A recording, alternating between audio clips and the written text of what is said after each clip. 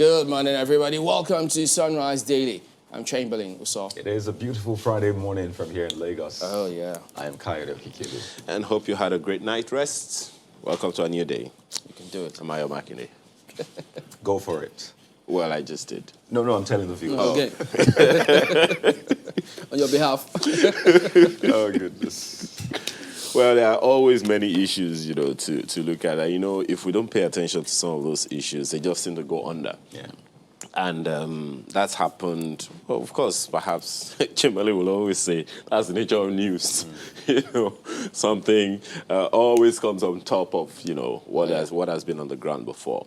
And one of the things that we have talked about quite a bit, and that has given a lot of concern, is this NIN-SIM thing. Okay, now it's now 3 now. NIN, SIM, BVN. Well, SIM is, I think they're different. Yeah. There's a national identification number. There's a SIM card, which is... Now, I'm just saying that those 3 letters together are now 3. Oh. Okay. That could work. But there is this new development now, Chamberlain, right? About, students, some students in the nation's capital who are saying, look, you know what? We are having this challenge, and, some of them are right there, This news has been out, I think, since, was it the beginning of last year, that, JAM had to step down at some point and say, okay, go ahead and, continue your registration. No, I think National Assembly prevailed on them because they had given that as a prerequisite. If you didn't get the name, you wouldn't be able to take the, I think, UTME at the time. And they said, come on, no way that's feasible. And they gave them a very short time. Very short time. Similar to what the government did recently before they eventually just extended it. And now it looks as if they're back to it. And I think what we have said time and again is, this is not, I don't think anybody is against the process of, registering or enrolling for your NIN and all that. Well, I've not seen anyone who is against the process. In fact, people are thronging the venues on a daily basis, meaning that a lot of people have bought into it already. Absolutely. It's inevitable. So the challenge is not with the enrollment process. Well, the challenge is with the enrollment process, not the activity itself. Not the enrollment itself. It's just with the process. And at the risk of sounding like a broken record, I appreciate the fact that the government, the ministry, in fact, has tried to, make this easier, liberalize it such that we have centers across. But again, processes come into play. Maybe for the zillionth time, let me just say that with the current arrangements that the ministry is having with these organizations, be it NGOs and all these centers, private centers, to enroll people, I don't think it will work. Judging by what I have seen personally, the agreements that these organizations are going to be having with the employees that will be registering and enrolling people, I don't think it will work. If you say you're paying 30 naira per NIN generated to these employees of yours, I don't know how far that will go. At the end of the day, you get mostly unqualified people. Maybe people you have to train to use a computer again. And you know what happens with that? At the end of the day, you mess up the process. So for the UTME students, they are thinking, I hope I will get my NIN before it's time to write that examination. Don't forget, some people have been given dates that are even beyond the deadline. So I don't know if there will be some concession for them, but there clearly should be. There are so many other things. Again, something we've talked about over and over again here is the messaging. So the telcos, for instance, already have it in the second phase now, such that they can enroll people for NIN fresh. You didn't have NIN, you never had NIN, you can go to your telco and be registered for NIN. They take your biometrics and all of that. And I think that's really, that helps the process. Okay, go back to that process thing.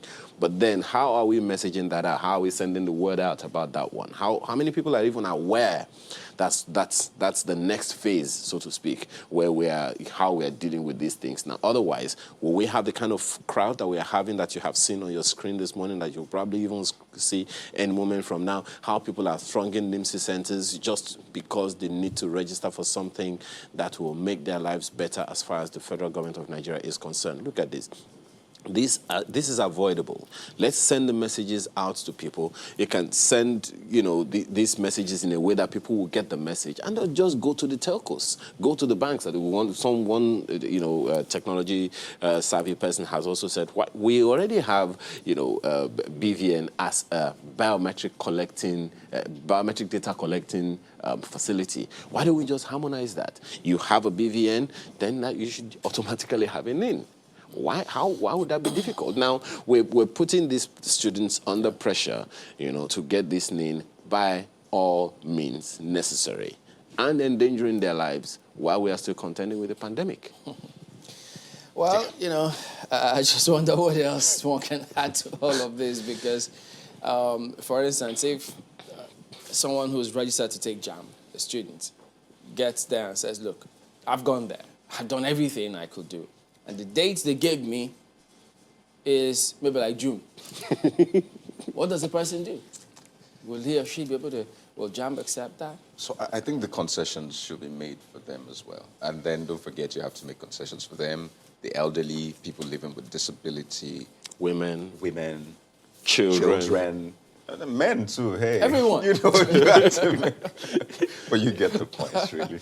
Yeah, so we're hoping that, these things will be attended to and such that it all works out well. But let's delve right onto the dailies and see what is going on this time. Well, you might have guessed it. Well, look at Vanguard, for instance. NSAS, FG, police, Lagos State government warn against fresh protests. Guys, it was yesterday, Mr. Fadana said, well, yeah, people have a right, to protest. But now, you've seen this one. Maybe the writers will shed some light on this, what this lead story is about. They got a host of them here. The first is, warns security agents ready for any eventuality. Oh, the eventuality being in this case, if people come out. Judging from the fact that yesterday, you saw that that unrest in an area in Lagos. And, the videos showed, so these guys, I don't know whether the term is thugs, hoodlums, or any RTW members, running. Some had guns with them, some had weapons with them. And just, I'm sure less than 100, 200 meters away, I saw police officers standing right there, at least 5 or 6. And they stood so casually as though they were having a conversation, and just right in front of them, you saw this violence about to build up. So you wonder, were they ready for that eventuality, or that was not an eventuality? I guess time will tell. This other writer says, don't cause trouble. Lagos State government warns protesters. No protest will hold at Lekki tomorrow. Lagos CP vows. But those are his words, though. Well, I guess maybe we'll play that tape and so that people can hear it again. No going back, organizers declare. So now you see, they're using the same word that the authorities use. No going back, they only want to go forward. Oh dear. Reconsider on protests. LCC begs protesters. Why we are yet to unfreeze NSAS campaigners' bank accounts. That's the Attorney General. So you can see all of that associated with this lead story here today on the front page. That's strange, because some of them already, testifying, so to speak. Well, maybe we'll read the why and then see what's going on with that one. So then the different stories about Headers Crisis, but it's a sad day. Journalism loses 2 giants. Funeral service for Tony Momo. Condolence visit to Jakonde family. So you see both pictures on the front page right there. And then flip to the back page. They've got Vanguard Sports there today. Champions League, Neymar doubtful for Barca clash. Liverpool to block Bayern move for Salah. Whoa, okay, you thought that they wanted him so they could get more money to go for MBA, PPE if they can. Okay. And then Confederations Cup there, you see Wike dangles 20 million naira before Rivers United to beat Enyimba. And you heard him say, if you win, your lives will change. Okay, so I'm just wondering why you had to spell that. Because, at the end of the day, you still said it anyway. So that, people get there before me. Oh dear. Next up is front page. It's a big name player, Oh yeah, absolutely. I don't know if they can afford him. And I think that should help the attack. But I mean, Salah leaving Liverpool, it'll be hard to picture that. But anyway, the picture on the front page of the Nigerian Tribune is sad, really, and it shows Jakonde dies at 91 for burial today. You see Buhari, Obasanjo, governors, Awolowo family, Afenifere, Tinubu, Atiku, Oshoba, NPAN, IPI, others pay tributes. And you can see quotes from some of these prominent persons that have paid tribute to him. And honestly, a lot of people have said amazing things about him. I heard someone telling me yesterday, just when this news broke, saying, I benefited from this education policy that he put up. And he says, I'm a product of this. And you can imagine so many people like that. The Southwest, the Unity Party of Nigeria at the time, they had that free education policy all across the Southwest. I'm a beneficiary as well. I benefited from that one. I enrolled in school, and then shortly after that, the announcement was made that it's now free education. So we got free books, free textbooks, free notebooks, free writing materials. It was seamless. It was irrespective of whatever state or gender or devoid of all kinds of sentiments. I was schooled in Oyo State, so I was a beneficiary, and the people who, were in Lagos as well, they benefited. He built so many schools within 3.5 years. So many schools. In all, I think by the time his tenure ended in 1983, he had built 22,000 classrooms, across so many buildings. I appreciate that tributes are being paid, but I think the best tribute will be to continue. Because, take a look at some of these housing projects, infrastructure projects. They're dilapidated, moribund, some of them. So I think the best tribute any government would want to pay to him, his memories, to, build on those things and ensure that they don't just go into history. Those are iconic, ideologies that were sustained by that Second Republic governments in the whole of Nigeria, but particularly in the southwest of Nigeria, because, those things that were done, if you look at someone sent me a list of all the things that were achieved during the Jakonde administration within 3.5 years. Even I marveled. Even I marveled that this really happened, but I can attest to some of them. The housing policies, the housing infrastructure that you're talking about, for instance, they're tremendous, and they are still standing. The only thing there, the only challenge there is sustaining and maintaining those things. Oh dear. Pages 4, 5, 6, and 7 of the Tribune today. And you see this one, banditry, governors agreed to end open grazing. But I think that's just one side of the story, because truth is, a lot of other things they disagree on. But there are a lot of writers. See, climate change forcing herdsmen into Nigeria, migration down south. Well, you could say that. But basically, pages 15, 16, and 26 of the Nigerian Tribune this morning. A couple of other stories. Cryptocurrency, Senate summons CBN Governor, SEC DG. So page 8, is there some glimmer of hope there? Well, and sports page has Iheanacho targets FA Cup title with Leicester, and so much more. Good target, good target. We hope he achieves it. The Daily Trust newspaper is also paying tribute to a giant in politics and journalism, 1929 to 2021. The story is on page 21 of the paper this morning. Right under that one, Ganduje to FG, ban foreign herders now. Herdsmen bear arms to protect themselves. That's according to the Bauchi governor. AK-47? Herdsmen bear arms to protect themselves. Perhaps the details will be on page 5. Buhari not in charge, says Soyinka. Leave Southwest or face OPC, says Gani Adams. We're ready for registration, Miyetti Allah. All of that you'll find on page 5 of the Daily Trust newspaper this morning. Protest hits Lagos-Abeokuta Expressway as vehicle kills female student. Oh dear. That's on page 40 of the paper this morning, and so many others you find on the front page. Some of them have already been mentioned. That's the Daily Trust newspaper today. Mark. Good morning, guys. You see this one on the front page of Leadership newspapers. Leadership Friday, as a matter of fact. They have this one. After the botched Shege Kafasa. Do you remember that particular security outfit? Yes. After the botched Shege Kafasa, Northern youth set to float Arewa security marshals. It's on page 4 of the paper.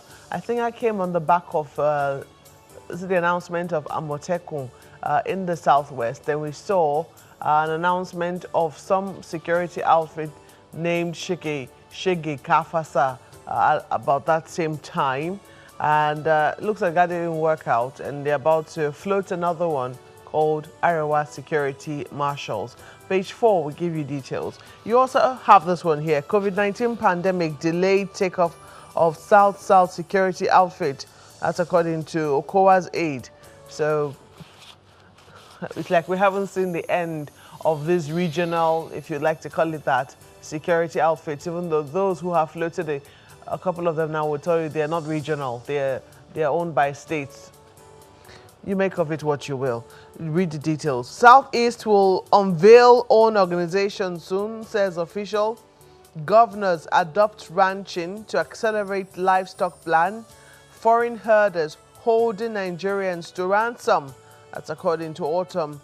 Ganduje wants them banned. You find details on page 4 of the paper. You also see here ACF 6 end to financial exclusion of North. Right CBN alleges skewed government policies. Senate invites Emefiele Yuguda over cryptocurrency ban. It's on page 7. And you also see there EndSARS as hashtag EndSARS protest won't be tolerated again. Federal government warns. It's on page 2 of the paper. Of course, the obituary that has been making the rounds, it's almost on all the papers this morning. Leadership Friday also has that for you. PMB, NPAN, others mourn as ex-Lagos Governor Jakande dies at 91. Indeed, he was a legend while he lived. And even now that he's gone. Page 2 will give you all the details. Explosion rocks PDP Secretariat in Rivers. What happened? Page 10 will give you details. Navy destroys 15 militant camps in Akwa Ibom. It's a page 8 read. We'll leave that for you on the front page of Leadership Friday. Get The Guardian next. Wole Soyinka decries cattle imperialism. Confirms attack.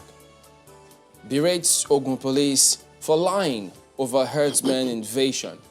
We should go play that tape back. I mean, it appeared so as though this is exactly what transpired when Ogun CP was speaking. And then it said it belonged to, what's his name again? The gentleman was mentioned, he was in the background. And now, you see this. Well, I think we should go back to him and find out from him. Well, now that Mr. Soyinka has said no. What say you? They lied.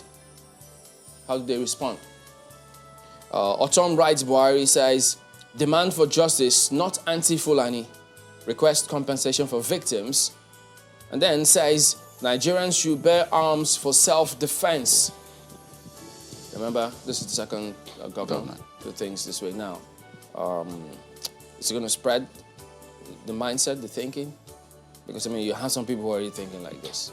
So how do we even juxtapose that with the position of the combined Nigerian governors forum that says open grazing is no longer the way to go? We'll find out as we progress today. We've got someone who can give us at least an answer. He's been there, so he's still there, so he'll tell us about it. That's The Guardian today. Well, for Nigerian News Direct, the lead story is the Occupy Lekki tollgate protest, saying FG Lagos prohibit Occupy Lekki tollgate protest. Organizers adamant. It's on page 2. By the way, it's about 24 hours to that planned protest and counter-protest, I should say. So it's going to be a busy day. Today, tomorrow, who knows what happens afterwards. And you see this herdsmen killed 2 again in Ogun community. Abiodun vows to deal with perpetrators, deploys task force to troubled areas. So this is going on in Ogun State. And you see this, the president announcing automatic employment scholarship to 110 ex-corps members. So perfect passing out gift, you might say. But then there are thousands others who are hoping to also get employed. So we 120 million out of poverty. Oh dear. Okay. Have those ones been lifted out of poverty yet? Not yet. Meanwhile, the Presidential Advisory Council, Economic Advisory Council, is asking states to bring their report sheets. We can't take the fall alone like this. We need to do this together. Bring your report card, my friend. Let's see, let's mark it. That's what it's about. That's Nigerian News Direct for you. All right, New Telegraph says, still on the same Lekki Tollgate issue, will crush violent protests. It's according to the federal government. It's a very strong word, right? It says, LASG, that's Lagos State Government, owes multinationals 30 billion naira on Plaza. Please ban planned rallies, threaten prosecution.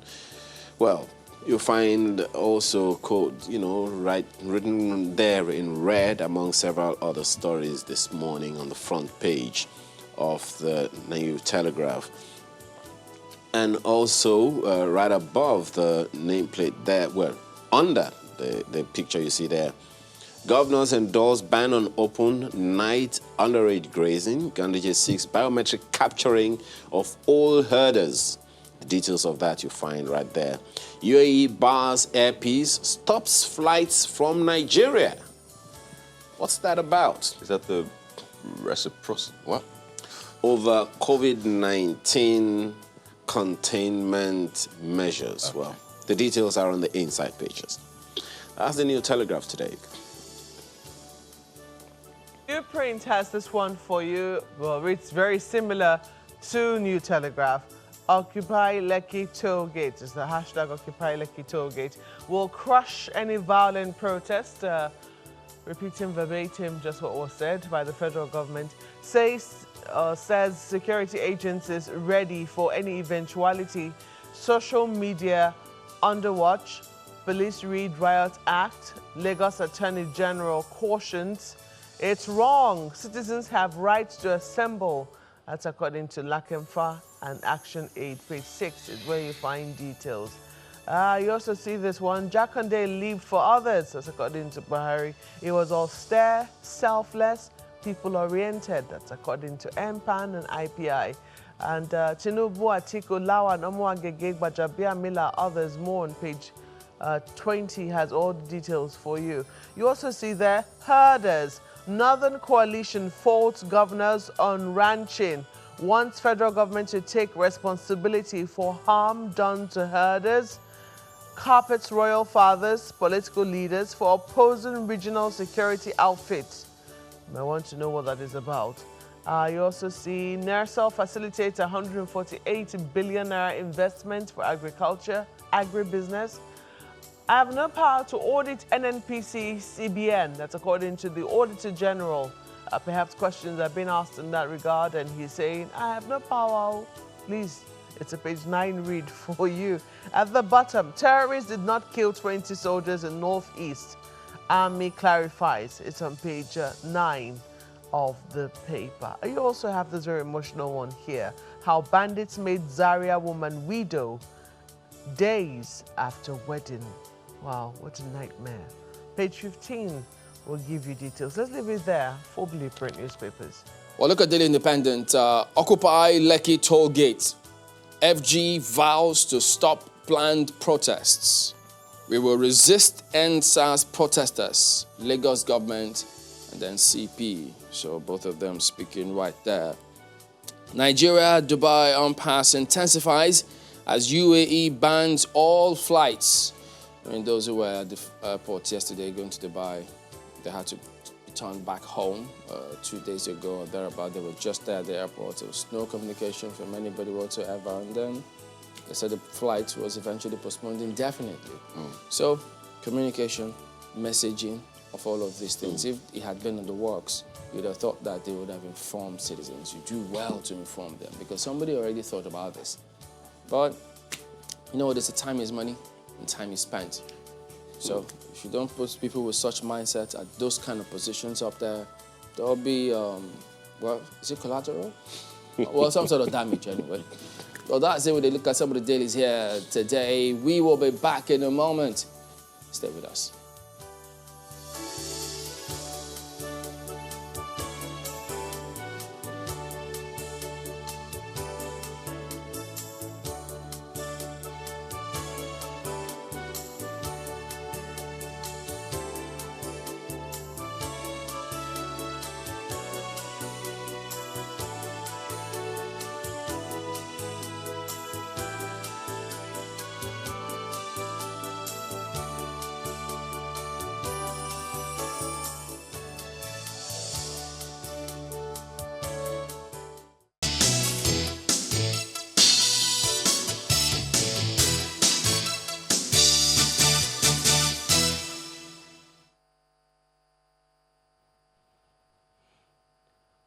Well, indeed, that was one of the matters that troubled governors at their last Nigeria Governors Forum meeting, which held on Wednesday.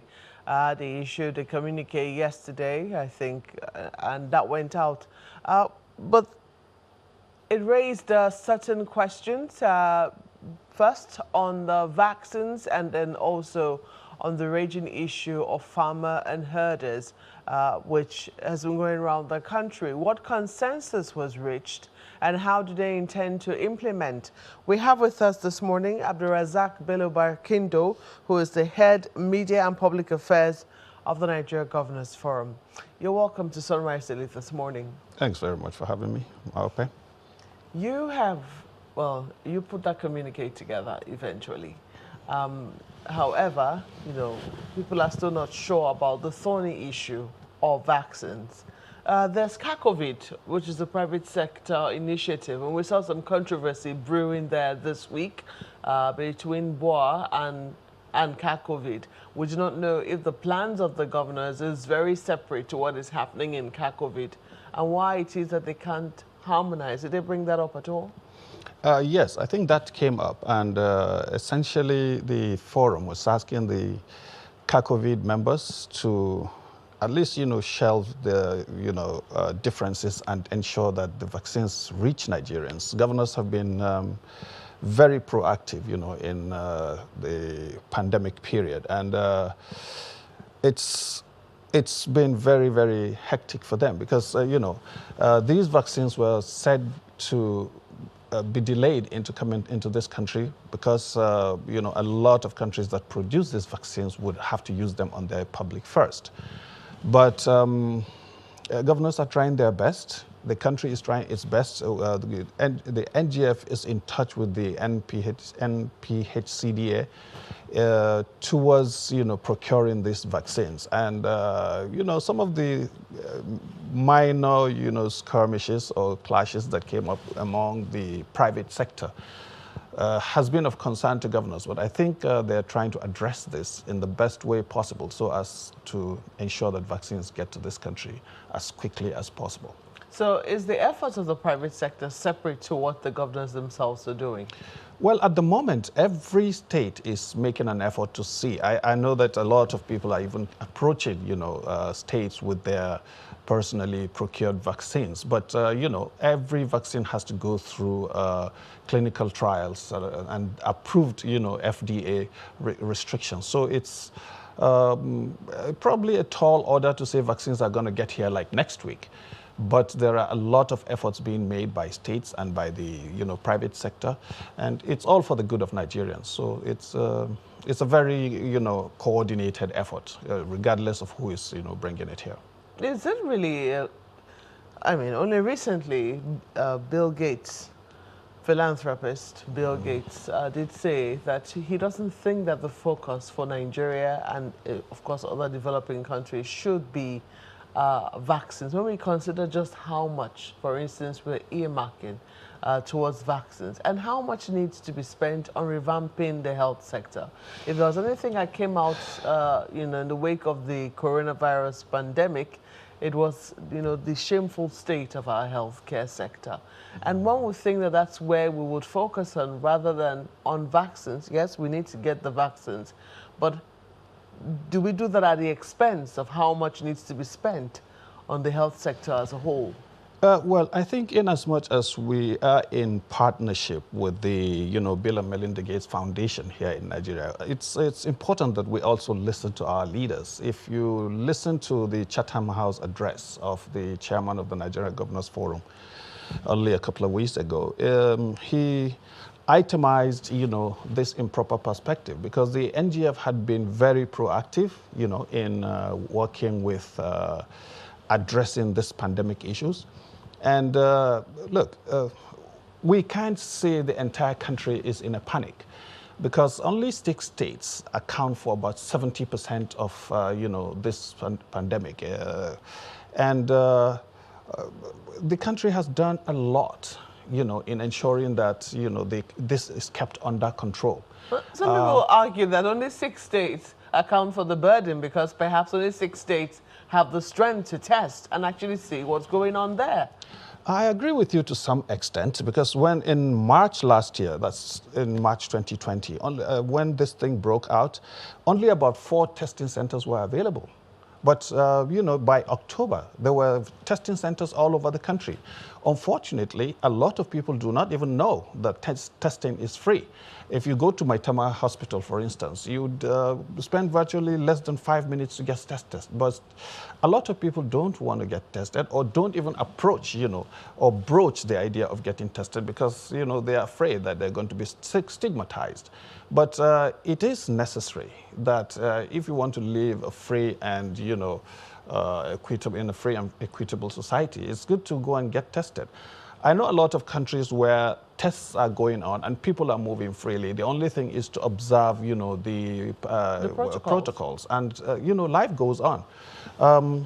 Remember that last year, which was I call it the year of the doctor, a lot of things happened. Our economy shrank, businesses collapsed, people were out of jobs. And there are a lot of economic, repercussions that go with this pandemic. And people would ignore it only to their peril, because it's important. This is an infodemic. It's not necessarily a health issue. This affects every sector of the society. And Dr. Kayode Fayemi, the governor of Ekiti State, made this very clear in his Chatham House address, that all sectors of the economy, all sectors of society must begin to consider, the methods of absorbing the shocks of such a situation. Because going forward, we should know that when such health, situations arise again, everybody should be ready to attack it in his, different sectors, so that, society would move on smoothly. Indeed. I mean, there ought to be preparations in case of such an eventuality. Again, it's something I should register. The question is, what long-term investment have we made in healthcare as a whole? I think there is, if you look at it very, very critically, a lot of attention has moved from every other sector to health. And what the governors are saying is that shouldn't be the case. If health situations of this country were already addressed ahead of time, this wouldn't have been, I know a lot of countries where you go to, and, you would seem to think that the pandemic is not even in existence, because all you need to do is just observe the protocols. But the situation in Nigeria is different, and that is because of the lack of, or paucity of information that goes out there. There are a lot of people who are in denial, and there are a lot of people who don't even take it seriously, even though they know it. You can see from the way people use their masks in town. A lot of people just use the mask for fulfilling all righteousness, not because they believe that there is a pandemic that's likely to kill them. So it's important that information goes around that coronavirus is real, and that people abide by the kind of stopgap measures that governors and governments put together. But on the area of investment, I mean, from the onset, about $20 million was made. $20 million was made, available to NCDC, and states have also, created all sorts of task forces of their own in different areas, especially in the most hit states. And if you look at a place like Lagos, you would see that, the health sector in Lagos has improved, meteorically because of the effect of the pandemic.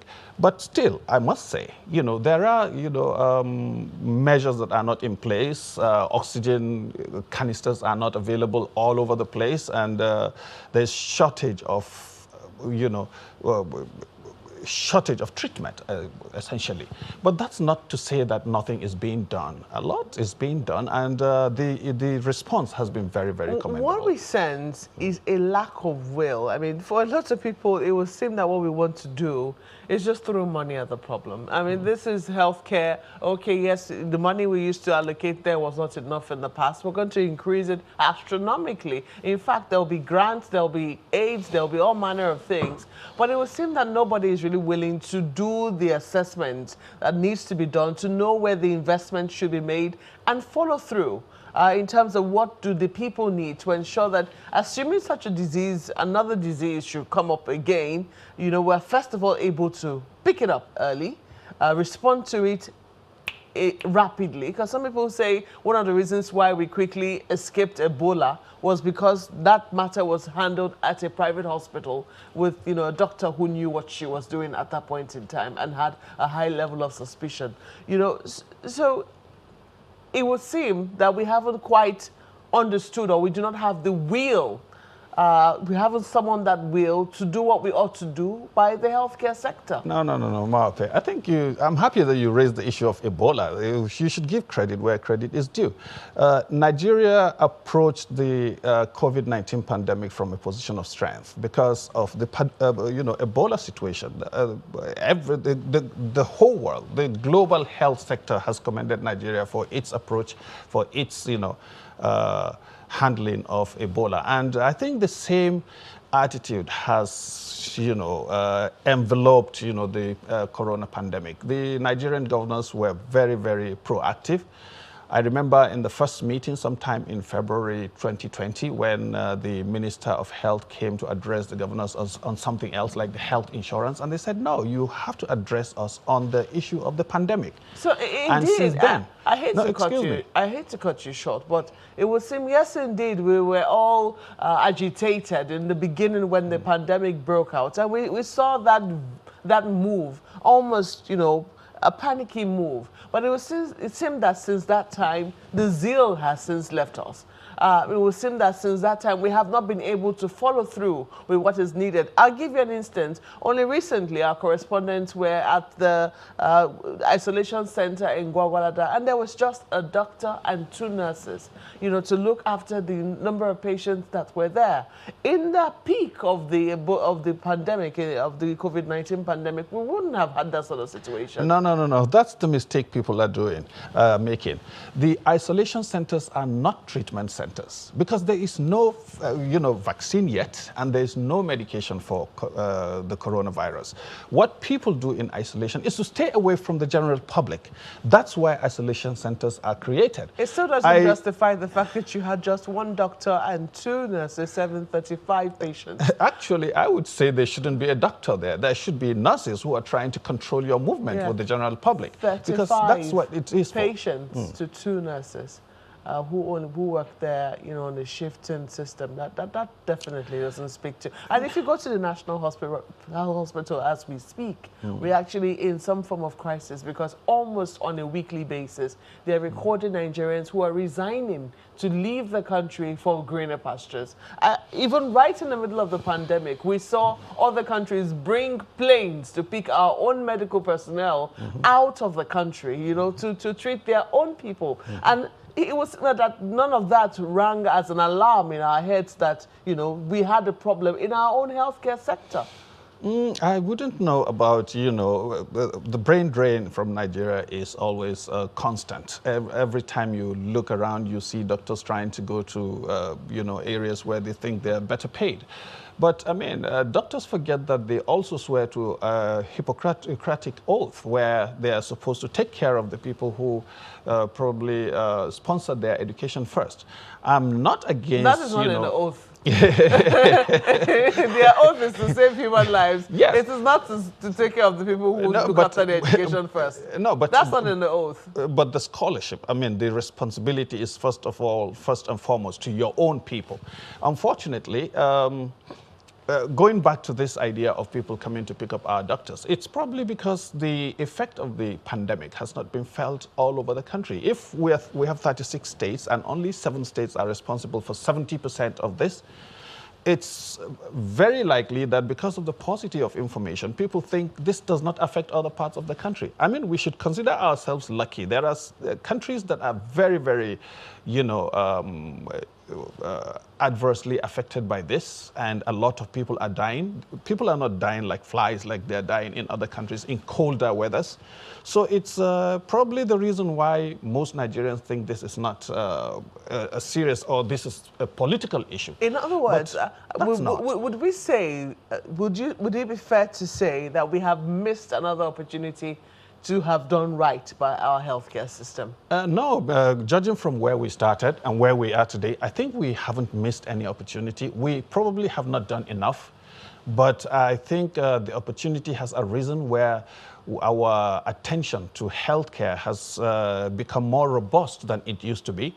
And I think we are beginning to become very ready for any eventualities in the future. And the investments have been enormous, even though, there are gaps here and there. So the question is, where have we invested? We know that primary health care is something that we should take a second look at, and then tertiary health care secondary health care as well. And maybe that insurance policy, which the minister was trying to bring to the fore, it would seem that, that is not the focus right now. Vaccines are the focus. No, vaccines are the focus. I don't want to go into the insurance policies because that's something for, the Ministry of Health to handle. But, we're talking about 4 testing centers in March. And today we have virtually a testing center in each state. In some states, there are more than 3 or 4. So I think we have gone. It would be another thing to actually check whether or not, the reagents are in those testing centers. Because it's one thing to build testing centers and put machines there. It's another thing to know that they are actually running as they ought to, and that the personnel that is needed to man the place, they're there at all times. They have the electricity that they need. You know how it's such a sad commentary. Add the Nigerian factor to it. Indeed. You certainly know what it is that I'm talking about. Yes, I do. But there is so much you can do as a government. And, you are throwing this to the public, and the public has an attitude that probably needs to be curtailed. And governments are doing their best to ensure that, the necessary equipment to handle the pandemic is in place. So it is likely that because of the attitude of people, because of the lack of information, and also followed with how Nigerian activities are usually handled, there could be lapses. We're not saying there are no lapses, but that is why this also featured very prominently in the last meeting of the Nigerian governors, because they believe that they're doing this much, and the impact is diminished by different factors, lack of information, denials and things like that. But, if you look at it very critically, you would agree that there's been a leap from the point that we were to where we are today. And it's very, commendable, whether we like it or not. And, well, some would say even from amongst their ranks, because there are even governors who do not believe that, we have adopted the right approach to tackling COVID-19. But let's flip this to Lagos, and I'm sure they'd like to start on the second matter, which is the farmer herders crisis. Gentlemen. All right, actually, we thought that Mr. Bakinde was going to give us the background concerning what the NGF, they're thinking about this. But let's bring in Mr. Paul Nananaba, who is the senior advocate of Nigeria. Good morning, and thank you for joining us today on the program. Well, we've heard the NGF, Mr. Bakinde will talk about that shortly. They've spoken about how they, at least grazing, open grazing, no longer acceptable. We need to do something moving forward. From the points of law, what areas do you think we should be considering moving forward? Thank you. Good morning. open grazing is not only about law, it's about political economy also. Well, legally speaking, you have a right, you have a fundamental right to move around in Nigeria. Yeah. And I hear people harp so much on that. Yes, there's freedom of movement. Now, beyond freedom of movement, your right or your fundamental right is not at large, even by the Constitution. When you look at from Section 45 of the Constitution, which is, you will find out that the Constitution derogates your right. That is, on grounds of public interest, public health, public morality. So in any event, even though you have freedom of movement, you have freedom to stay in any part of the country, it does not mean that you will stay in any manner you like. Now, grazing is an economic venture. So you move with your cattle, that's no problem. But if your cattle is going to infract on other people's rights, Section 37 of the Constitution talks about right to privacy. The Constitution talks about right to freedom and ownership of properties. And that the government cannot even compulsorily acquire your property. So your farm is your property. The Constitution is the grundnorm, is the basic document. We're not talking about government policy and every other subsequent laws. So even the ECOWAS protocol people rely on, and people come into this country and 90 days and all that, must be subjected to our Constitution. So what am I saying? The man who manufactured the aircraft or the motor car also manufactured brakes. There must be brake. Otherwise, the aircraft will kill everybody inside it, or the vehicle will kill everybody inside it. There must be brakes. And the Constitution provides for that brake in Section 45. So the policy or regulations on grazing and ranching and all that, we have come to know that ranching is the way to go.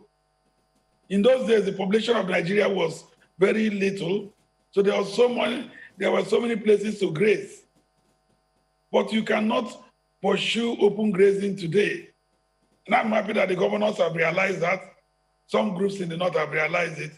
It is not about asking people not to stay in any part of the country, but if the activity you are going to carry out is grazing, then acquire property there.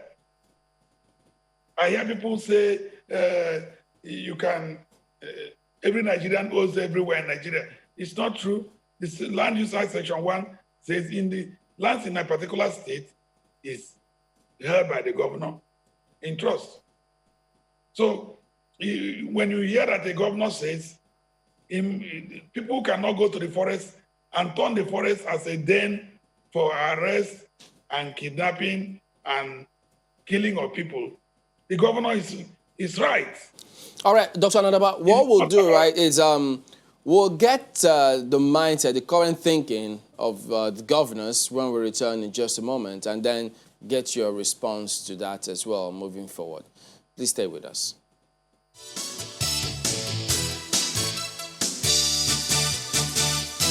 So now, to tell us, what is the thinking of the NGF? How are they handling such issues? Because if we hear that the NGF have agreed that open grazing is a no-no, it won't solve our problems, so what do we do, or what do they make of these two views?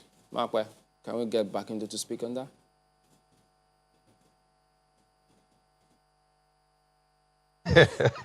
Yeah, I heard you, Chamberlain. I think the last meeting did a summary of the various or contending viewpoints that have been expressed by different governors around the state. And what the Nigerian governors are saying is that people have inalienable rights to live wherever they want to live. They are now beginning to insist that certain, occupations should be modernized. And how do you modernize these? That is that ranching is the best way to go.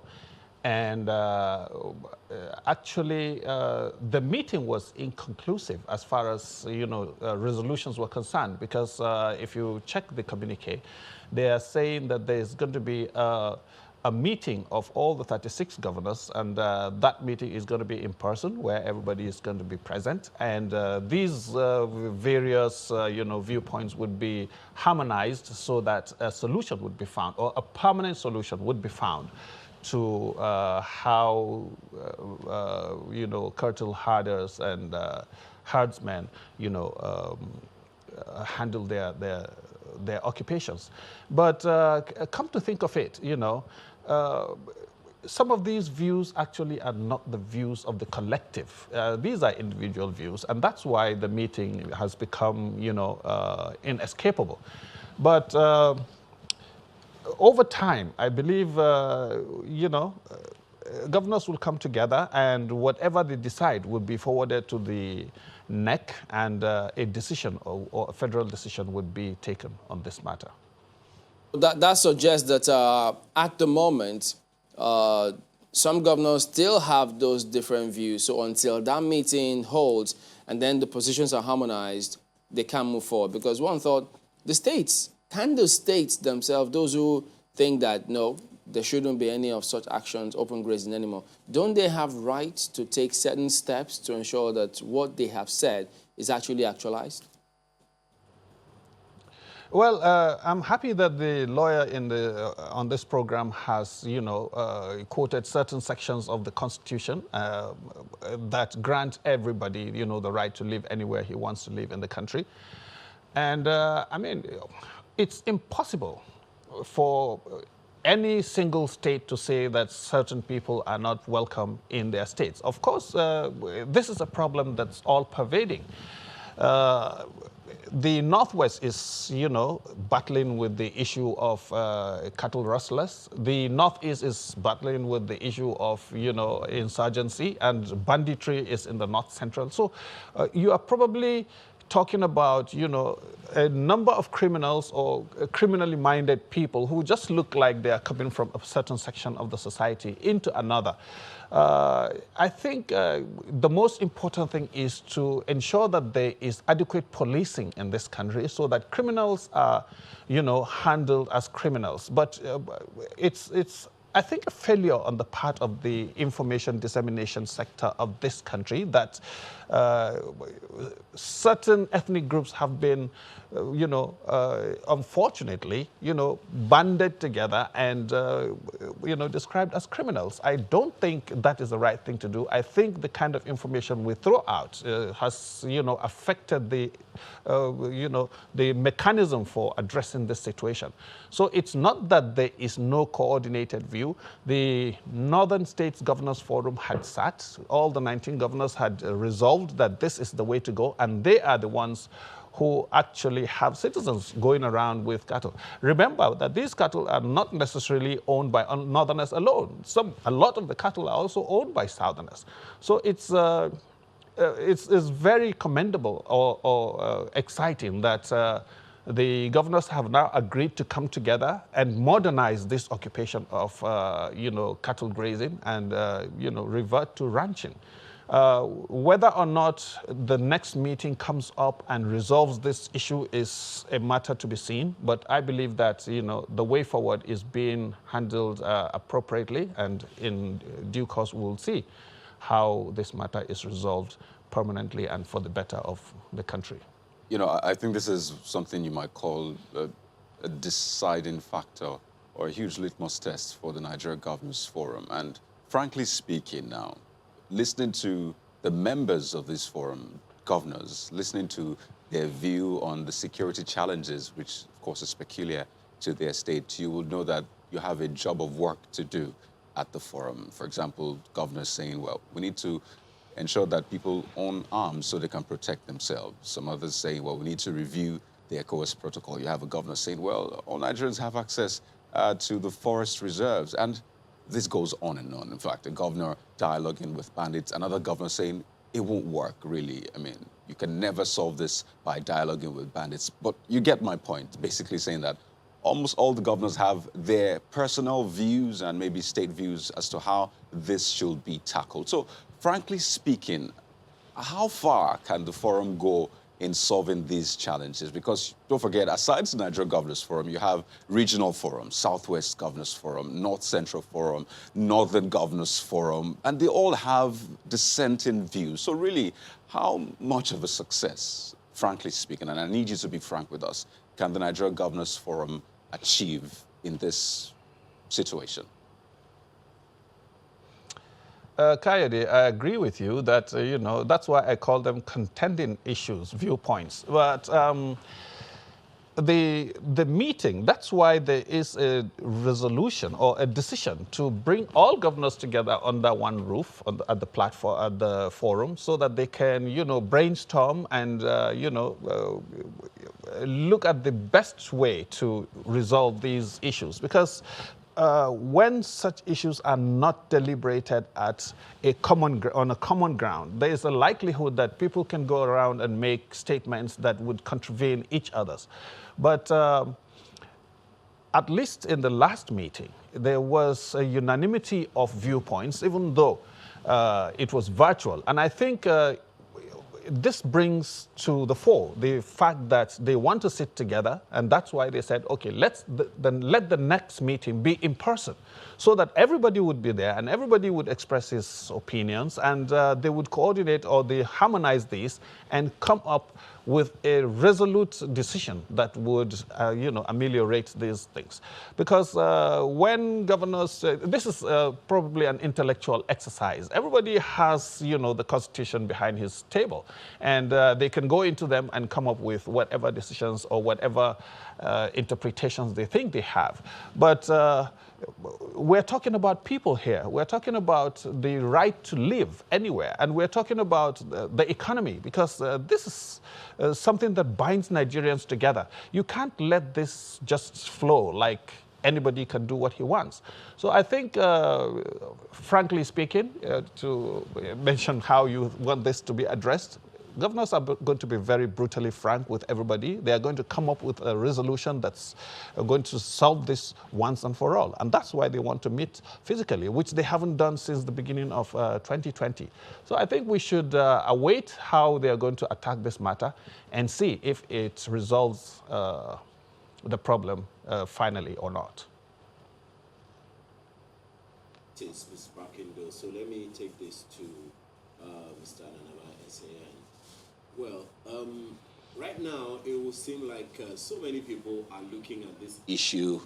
So many people are looking at this issue, Mr. Ananaba, in like 1,001 ways. Okay, these issues have been raised, these issues have been discussed, these issues have been talked about at various levels. And the resolution of the Nigerian Governors Forum, well, the Northern Governors Forum, is open grazing is no longer the way to go.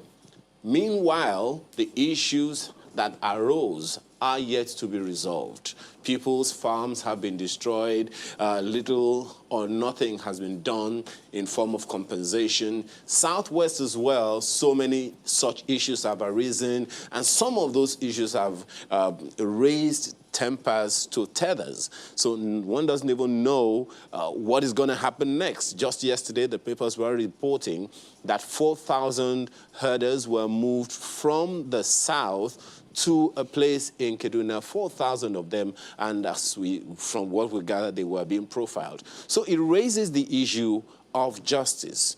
Do you think it is possible for us to put these issues to rest permanently all over the nation without dealing with the issue of justice to the people who have felt hard done by? And how can we put that to rest? Thank you. These questions are now specific. We cannot achieve peace without justice. Peace and justice are related. If there's injustice, there's not likely to be peace.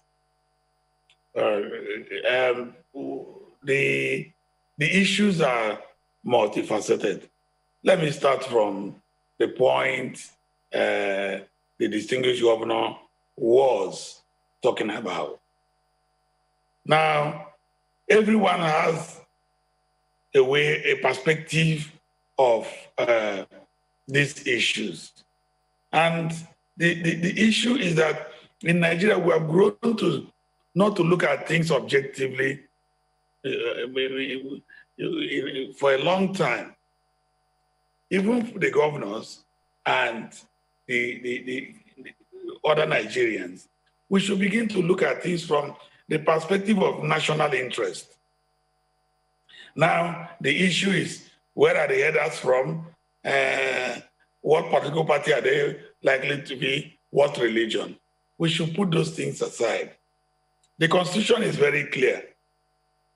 You have a right to be in any part of this country. Now, that right is not at large. Section 45 says your fundamental rights can be derogated, that is, can be limited, it can be checked for public defense, public security, public service of public interest issues. Now, because I am from the East, I live in the West, does it mean that I should put up behavior that is not acceptable to the laws of Lagos State? And then if I continue like that, and Lagos State government says, look, Dr. Nanabawa, you cannot, we will not tolerate you in this state. It now becomes an Igbo Yoruba thing. No, whichever state you go to, comply with the laws of that state. If you don't like the laws of a particular state, there are 36 states in Nigeria, move to another state that is favorable. Now, what we have seen is for people to rely on the freedom of movement to as a freedom that is at large. I had a governor saying you can stay in any state and do. No, you can stay in every state, but even the non-indigenous that are in any particular state must live according to law. Let me take the ECOWAS protocol. Dr. Anaba, my apologies, just one moment. The question here is, I mean, all the things you're talking about are really pretty much part of the resolutions that have been made across board by a good number of the governors. But the issue here now is that of justice for those who have felt hard done by, for which reason the non-state actors are pretty much raising issues with the local communities by themselves. So the question here now is, with the position of the governors and their movement now to ensure that they do right by their people and all of that, can we make progress?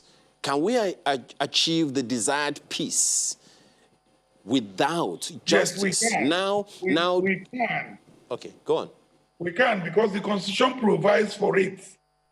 That any interest, section 44 of the Constitution, that interest in immovable property, which includes what you have on it, cannot be taken away without compensation.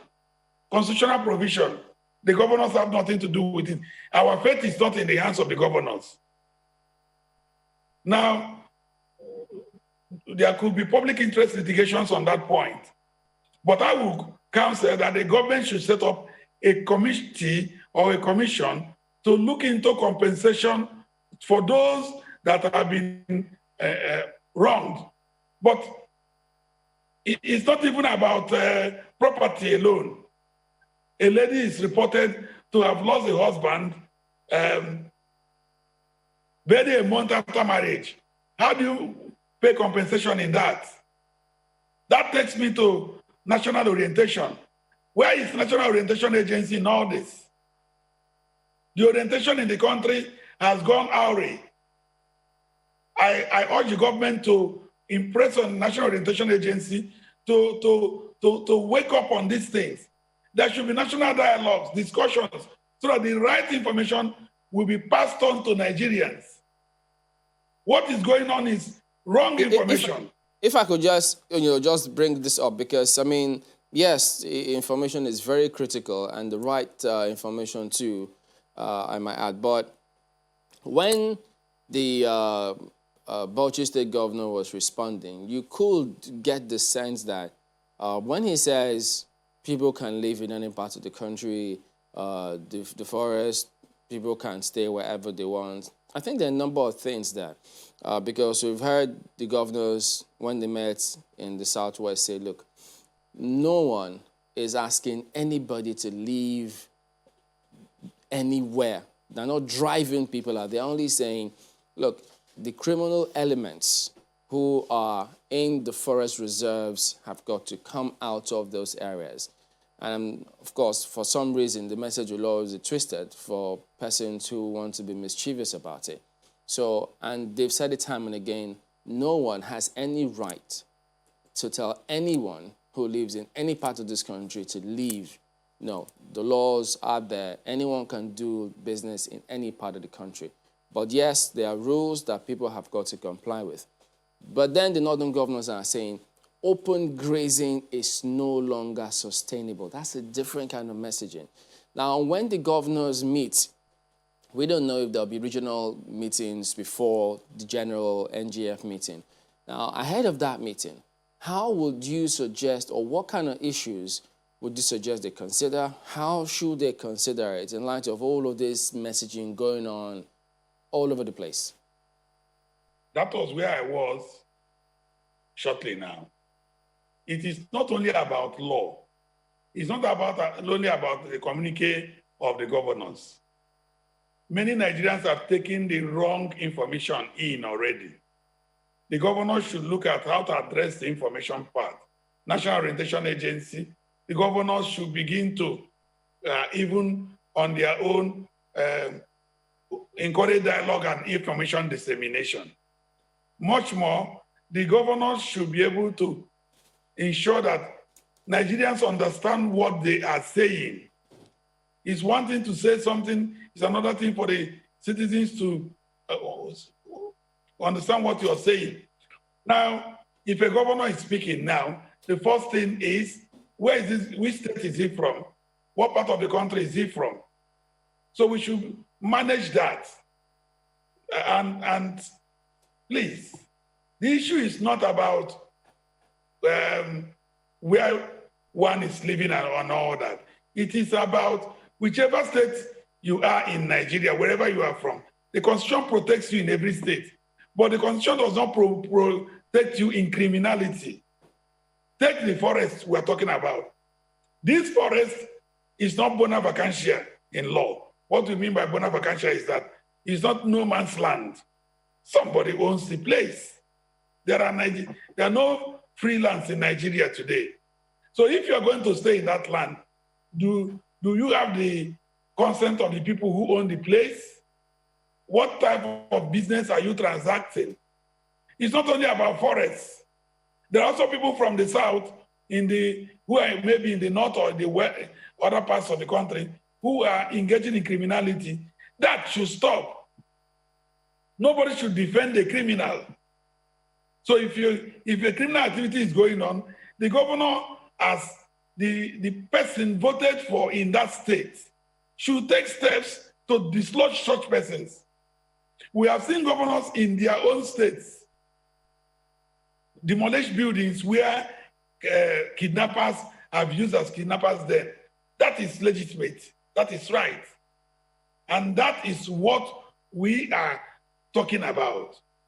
We are playing with this because maybe the criminality of these headers may not have gotten to such person. Not long ago, Dr. Fatah Abora was said to have been killed. Anaba, well, we need to, because, I mean, they also need to remember that, I mean, some of them have said, these people we're talking about are not even Nigerians. So they need to determine that. And secondly, we also know that different states at different times have also come up with laws to restrict the movement of Okada riders, hawkers. So those things happen. So they shouldn't ethnicize messaging. But let's go to Abuja and get Mr. Bello back in the trip. So, Mark? Indeed. I don't know if you'd like to react. I mean, how do you think that governors will be able to climb over some of these biases and be able to achieve a consensus on what needs to be done?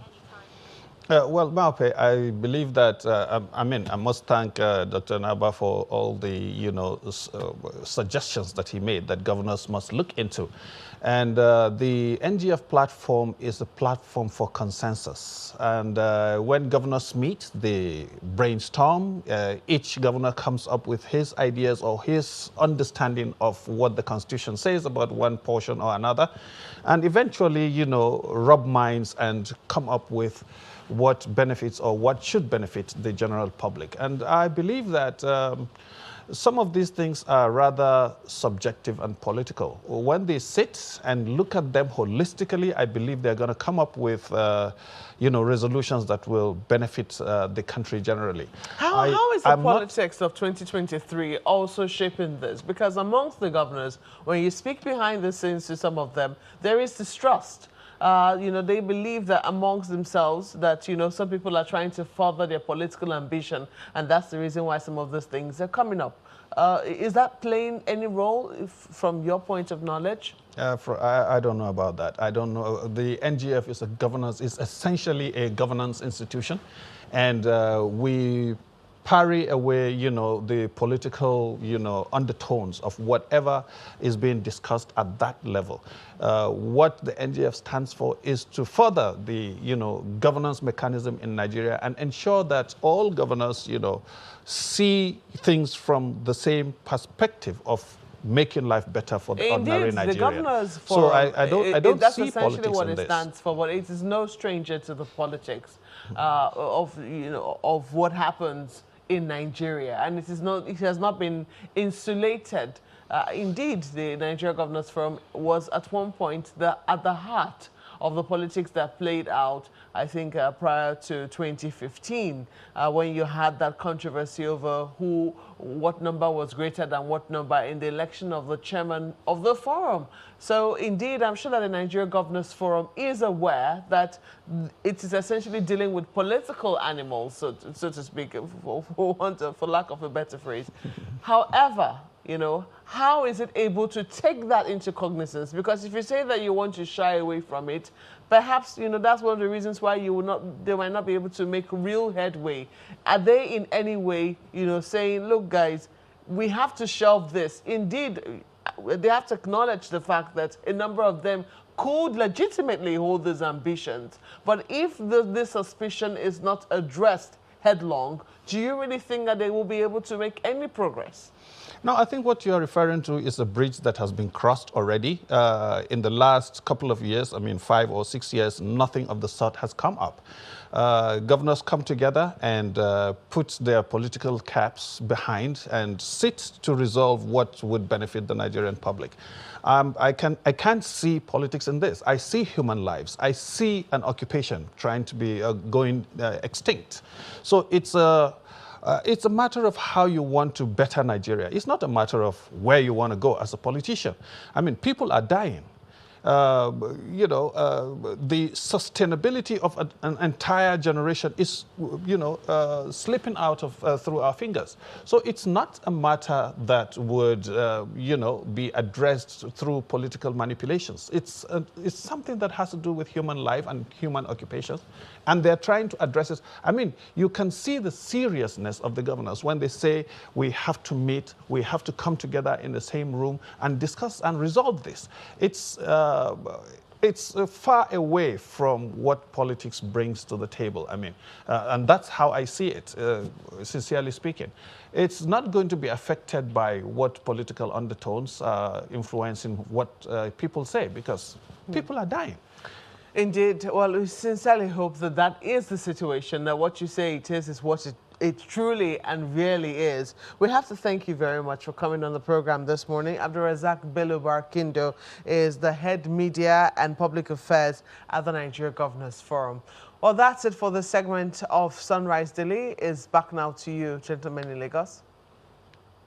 Dr. Nanaba, we equally thank you for your perspectives this morning. So we will be back and turn our attention to another matter coming up in Lagos. Remember that planned protest? We'll talk about it. Don't go away.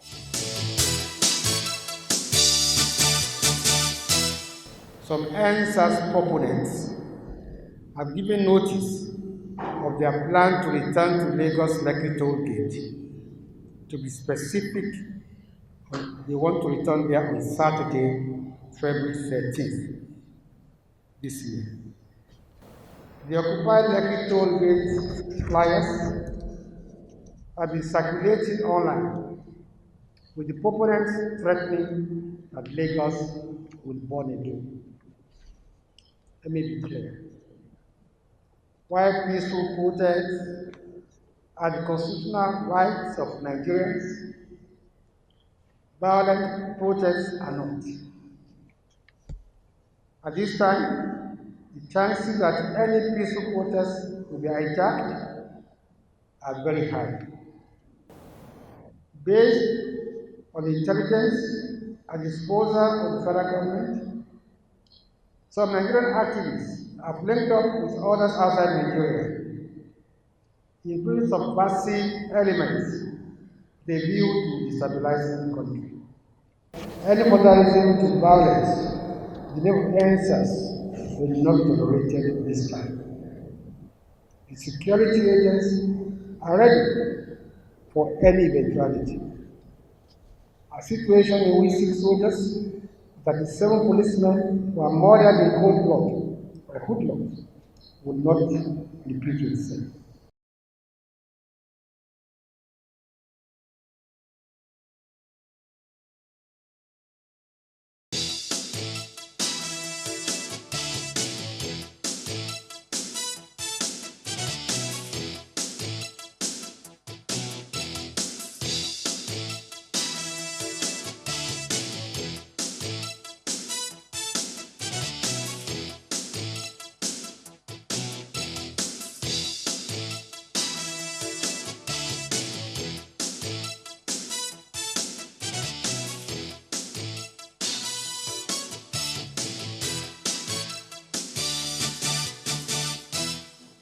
Well, it appears the stage is set. It just might be a big weekend. It depends on how you see it, really.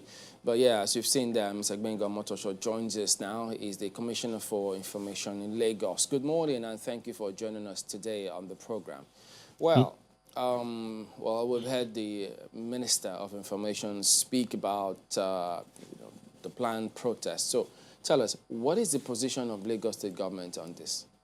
Well, thank you for having me on this program and providing a platform for us to hear our views on the planned protest. The position of the Lagos State government is that we want peace. We don't want anything that is going to bring us the kind of calamity that we saw in October last year, the kind of destruction that we saw in Lagos. It's not the kind of thing we pray for now.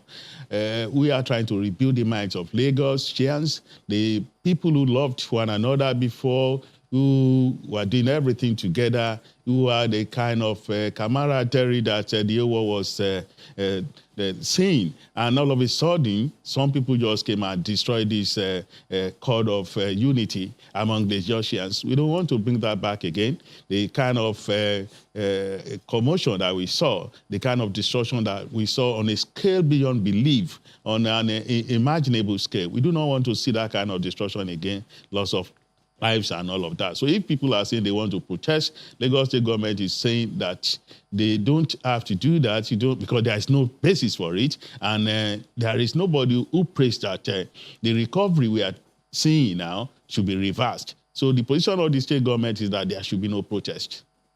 Okay, so just to be clear, because there's a lot, I mean, taking a look at the front pages of the dailies this morning, you see different angles to the position of the state government. So are you saying that, well, you can protest, but maybe you shouldn't, or do not protest?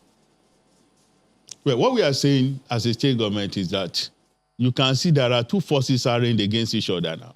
Those who are saying that we want to protest because of what has happened at the panel on NSAS, and others another who are saying that, well, we want to protest to defend Lagos because we do not want to see the kind of carnage we saw in October last year.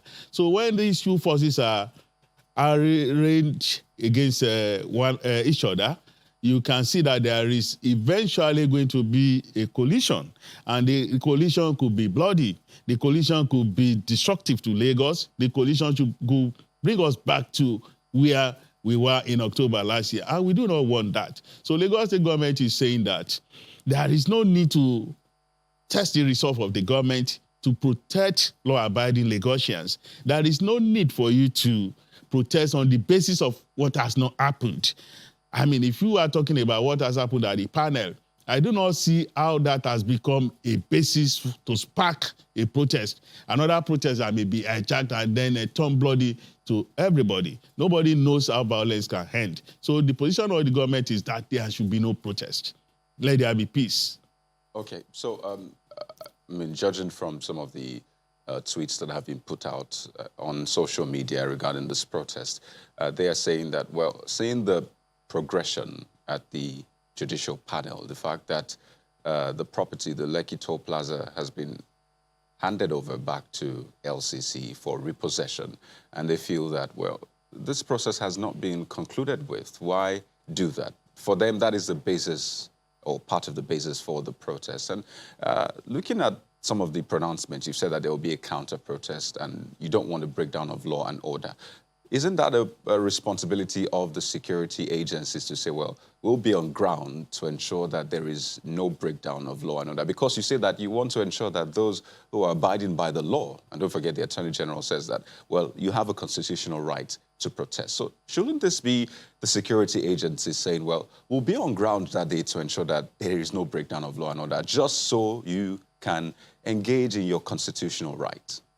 Well, the Commissioner of Police spoke yesterday and did say that, yeah, people have a right to protest, but the police will be there to ensure that there is no destruction of lives and property, and that indeed there is no basis for a protest. So why call for a protest at all? So the security agencies, I am sure, they are going to do their job. But talking about what happened at LCC, what happened at the panel, I do not think that should form a basis for any protest at all. Just look at this analogy. There is a fight in a house, and then the police are called in. And the police come in, and they see that so much destruction in this house. People have broken bottles, daggers have been drawn, and then the police shuts down the house. And they say, let us look into what has happened in this house. And then they send in experts to go and look at it. Were cutlasses used in the fight? Were bottles actually broken? Were heads broken? Were limbs broken? And then the panel that has gone in there, experts that the police sent in, they have now come back to say, we have gone into the house to see what has happened. Here is our report. And the panel now says, okay, the police now say, Mr. Landlord, you can now go back to your house to assess your loss, to look at everything that has happened in your house. We have our report and we make our pronouncement. And then the landlord says, well, I want to go back to my house. Are you saying that he has no right to go back to his house and that his house must be shut down forever and ever? I mean, that is not done, because the landlord too has a right, because he has workers. Over 500 Nigerians are working in that company. Since last year, they have not received any salary. But that is what the company to be saying. They said that. But that the right of every Nigerian has to be protected. These are people who are working in the house. Say, for example, if the landlord now says he wants to go back to his house, what has happened to his gardeners? What has happened to his chef? What has happened to the cleaners? All of these people, too, they have a right to live in. So we do not see anyhow where LCC will now is also a victim of the violence that we are talking about. That LCC too has no right to seek restitution, so and that the panel has no right to reverse things. Does this lend credence to the fact that, yes, Lagos State government wanted the LCC to get back to work? So those who suggest that, well, they might have influenced the voting, do they have a point when they say that? Because you say the landlord Lagos wanted that to be reopened. No, it's just an analogy that you must not get wrong. I am just, likening that toll gate to a house belonging to SEC. If you say something happened there, I do not even see that place as a scene of crime. Because as I speak with you now, thousands of vehicles are passing through that toll gate. So there is no need for anybody to say the toll gate should forever become a place that nobody will go to. If people have a right to drive through the toll gate, the owners of the toll gate, they have a right to even go and look at it, look at what has been destroyed there, look at what has gone wrong, and see how they can reverse things and get things working again. So all of those people suggesting that, I've not even heard that, and somebody is suggesting that maybe Lagos State influenced that. Well, what I know and what the world knows is that that panel is a panel of people of integrity. And the disagreement within the panel, I'm sure, has shown that the panel is made up of people of integrity and people who can think of their own. They are not Nigerians who can manipulate. Okay. Well, Honorable Commissioner, perhaps the issue here is that of the messaging, because we had a conversation with a young Nigerian earlier in the week about this same matter, and he mentioned something about the emotions of people. To you, it may be no crime scene, but when people remember 2010-20, the emotions attached are still quite strong.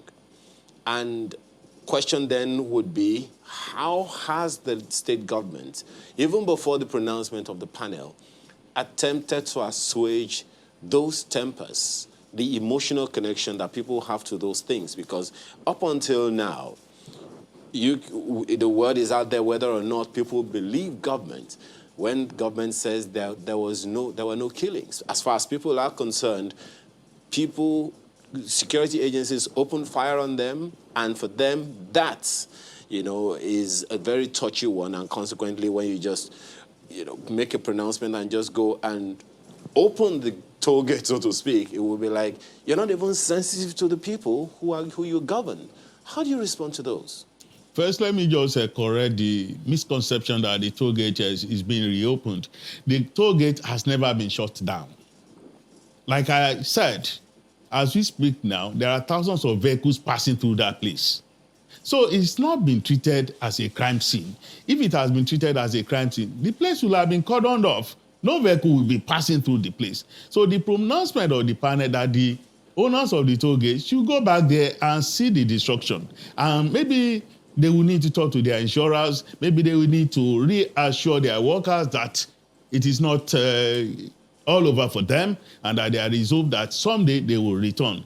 It's a kind of thing that I would not like to talk about what is going on in the panel.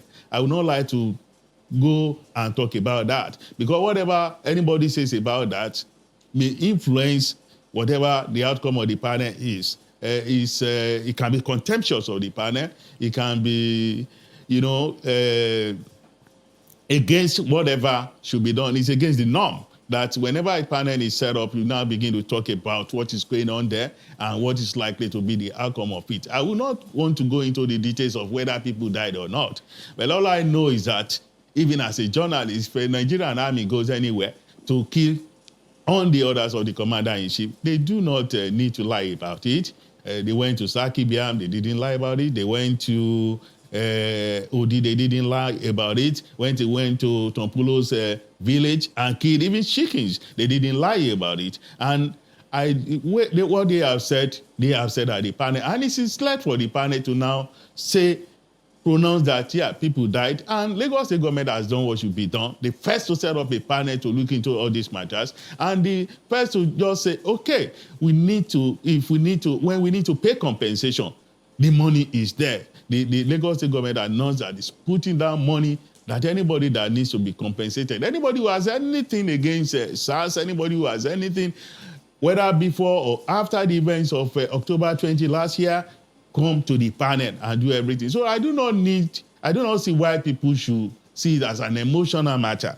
I do not see why people should think that because of what has happened, we have to now destroy our unity. We have to now destroy the cord that has brought all of us together. I do not see why people will not say we do not have a future because of this past that has happened. So Okay. I think that it's time for us to ensure that all of us are coming together again, rebuilding our minds and bringing this matter to a closure. Okay. Well, one of the questions a number of people would also want to ask you, Honorable Commissioner, is why the haste? The panel is still sitting. I mean, this question was posed to you earlier, but perhaps a bit of an emphasis might be better here. The panel is still sitting. The panel, was set up because of the events that crystallized at this same Lekki toll gate. And the sittings are not done with. Investigations are still ongoing, with the panel still taking testimonies and stuff like that about people, from various people. So question a number of people are asking is, while the panel is still sitting, why the haste to return the toll gates to the owners to get back to business as usual? Don't forget that the panel is a panel of restitution. The panel has been sitting since last year, and the panel has made pronouncements about so many matters that have happened there that it has listened to. And this is just one of them. And if the panel is saying that investigation has been done and that it has the report of that investigation and that in making its pronouncement eventually is going to talk about this. But anybody who feels hurt, don't forget that that company, I'm not here to speak for that company, LCC, but that LCC too has a right as a citizen of Nigeria, as a corporate entity that is law-abiding. It has a right to even go and look at what has happened to his property in that place. And then we bring in emotion and we bring in sentiment, and then if we do all of that, we are not going to have a closure of this matter. There is no way that this matter can be with us forever and ever. It has to have a closure. Okay. And besides, if anybody says that LCC does not have the right to go back to that place, you can say so at the panel. It doesn't mean that if it is not your way, it has to be the highway. No, we do not want to go back to the highway the way we did last October, because nobody could do anything. People were dying because Lekki toll gate was shut down. People taking their relatives to the hospital, they couldn't get to the hospital. They died in cars. And so many other things. There were accidents. So everybody is just talking about emotion. Well, one other thing here about this, I'm pretty sure a number of other issues are going to arise, but then at the point of making that pronouncement, one of the things that a good number of people are referencing is that the youth representatives on that panel were not there. And that in itself, to many people who have those sentiments that we talked about earlier, are flagging it. What do you have to say to them? I'm not a lawyer, and I am not a member of the panel. But what I have read in the newspapers is that the panel met and decided that this is what we are going to say. And the youth representatives, as you have said, they disagreed. I would have thought that even when you disagree, it doesn't mean that you have to divide the panel openly the way you did. I do not think so, but I am just an observer like every other Nigerian. So I feel that the youth have shown that they didn't like that decision. That is within their right to show that disagreement. But I think that it's also part of democracy, part of freedom of speech. You have a right to say that you disagree with what the panel has said. But I think there was voting. The panel, the people who said, okay, LCC can go and return to the toll gate, they are more than the people who said, no, they shouldn't return.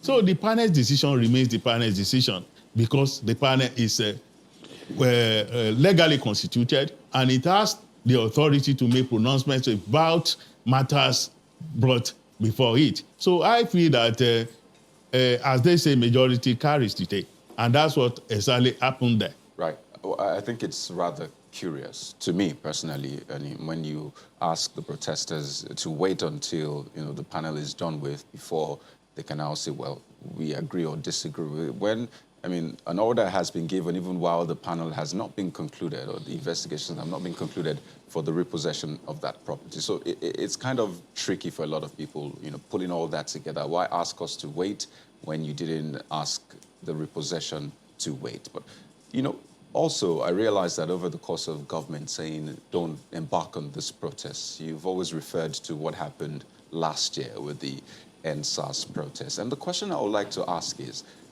has there been any investigation pointing to the EndSARS protesters as responsible for the violence that ensued, the aftermath, the looting and all that? Has any investigation pointed to them as being the sole, the ones that instigated or even carried out these violence? Because if you're saying that we don't want a repeat of what happened last year, then you're saying that they carried out that violence. So has that investigation pointed to them as a cause of the violence we saw last year? Nobody has said that EndSARS protesters carried out the violence. Nobody has said so. We have not said so. EndSARS protesters, including our young people, they did well. And you will recall that the governor, Mr. Bayede Sanwo-Olu, supported them by marching with them, by addressing them twice. He carried placards, and all of the complaints of these young people, he took to Abuja. He promised them that in less than 24 hours, he was going to see the president. And in fact, he saw the president and tabled their demands. And if you can recall, immediately all of the things that they could do out of the 5 demands, they did, including release of all the people who were arrested, including setting up a panel. Everything that they wanted, the government did. The government of Lagos State did at that time. So if anybody is saying that, well, because the investigation is still going on and that they have not finished investigation on, it is the work of the security people to determine what actually happened, whether these people were involved or not. But I have seen, for example, videos of people carrying guns and calling themselves protesters too. And I feel that these are not, in my own view, genuine protesters. These are not our young men. But don't forget that some of the people who have done things that sparked that violence, that they do not even stay in Nigeria. They are overseas and they are using the social media to instigate our young people to go and create another platform that can be hijacked for people to go and repeat all the killings that we saw in Lagos, that we saw in Ajah, that we saw in Badore, that we saw all the police stations that were burnt, policemen that were lynched. So it's not all about Lekki Toll Gate. It's not all about Lekki Toll Gate. Right. Let me just ask you, yesterday there was this scenario at Obalende, and then the images showed the policemen were there, and then, appear not to be doing anything to ensure that they break up or prevent that from escalating. But today we've seen that the dailies, the police are already saying, look, we will, for some of the words the dailies quoted them, is that no protest will hold at Lekki tomorrow, Lagos CP vows. And then they even quoted Lagos saying they're warning against, that the security agents are ready for any eventuality. So is there any directive from the state governor or state government to the police to ensure that no protest holds tomorrow? Well, as you know, the police are not under the state governor. The police, they report to the IG. And if you and I can recall what happened in Lagos last October, we will not wish that we will have a protest that can spark another calamity for Lagos, that can spark another round of destruction, the kind of destruction that we saw on a scale beyond comprehension. Okay. So nobody is praying for that again. So Lagos State government is calling for peace, and at the same time...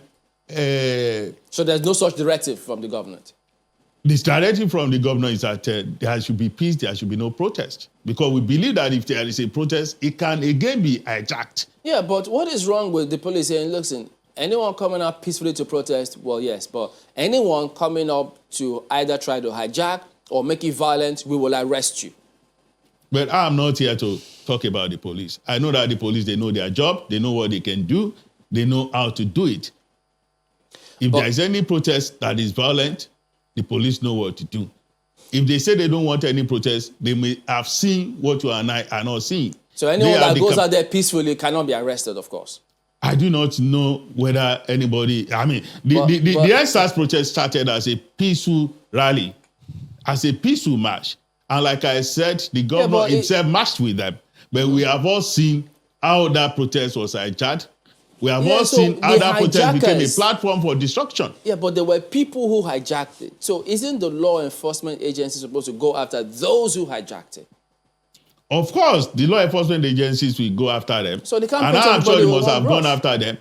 But it is not everything that they are doing, from the little experience that I have, even as a journalist, that you will know. Yeah, but the challenge now is this might be a dangerous precedent. Tomorrow, we don't know which government will be in power 5, 10, 20 years' time. They'll say, well, look, nobody should come out and protest because it will be hijacked. How do we even know that they will be hijacked? Anybody can say anything and then, hide under that and then prevent anybody from going out, because you also said that, yes, they have a right to protest peacefully.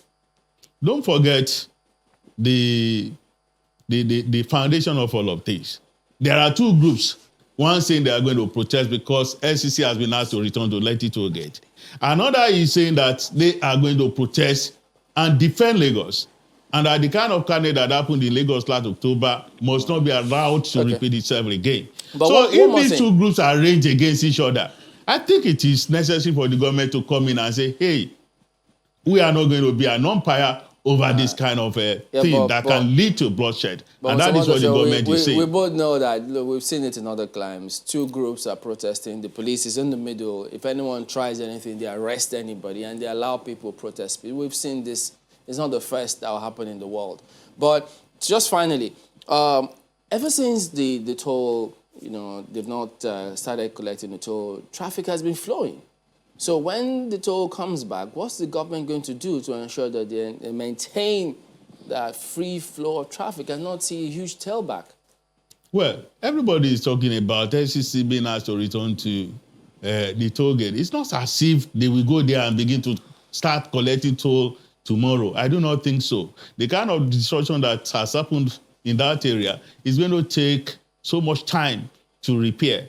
But that is not even the question. To answer your question, before this crisis, traffic wasn't that bad in that area because we had embarked on what we call junction improvement projects.